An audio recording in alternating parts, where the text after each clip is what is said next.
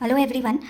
আমি ডিরেক্ট কথা দিয়ে যাই। আজকে 4 ডিসেম্বর 2025 খুব এস্টাবলিশড এবং রেপুটেড একটি এয়ারলাইন্স ইন্ডিগো, তাদের তরফ থেকে গত 48 ঘন্টায় 200টারও বেশি ফ্লাইটস কিন্তু ইন্ডিয়ার মধ্যে ক্যান্সেল হয়েছে এবং প্রচুর প্যাসেঞ্জার্স তাদের গন্তব্যে সঠিক সময় পৌঁছাতে পারেনি। এবার আসি আমাদের মতো মানুষ। আনফর্চুনেটলি নেক্সট উইকে আমার আর আমার হাজব্যান্ডের একটি ট্রাভেল প্ল্যান রয়েছে এবং যেখানে আমাদের রিটার্ন ফ্লাইট আনফর্চুনেটলি ইন্ডিগো এয়ারলাইন্সে। তো আমরাও জানি না এই মুহূর্তে আমাদের ফ্লাইটটা ফ্লাই করবে কিনা এবং আমরা ভোট করতে পারবো কিনা এবং সঠিক সময় আমরা আমাদের কাজে ফিরতে পারবো কিনা। তো জানি না আমরা কি করব, কিন্তু আমি সেই সমস্ত মানুষদের বলছি যাদের রিসেন্ট ডেটে কোনো আর্জেন্সিতে হয়তো ট্রাভেল প্ল্যান রয়েছে এবং আপনারাও আমাদের মতো সবসময় ইন্ডিগোকে ভরসা করেন, প্লিজ একটু সেকেন্ড থট দিন। তার কারণ যে আমরা যারা ভুক্তভোগী, আমি চাই না নতুন করে যারা অলরেডি টিকিট পারচেস করেননি, অন্তত এয়ারলাইন্সে যখন এই ক্রাইসিস পিরিয়ডটা চলছে এই সময় ইন্ডিগো এয়ারলাইন্সকে কিন্তু একটু বিগ নো, আমার মনে হয় এটাকে একদম বিঘ্নও করা উচিত।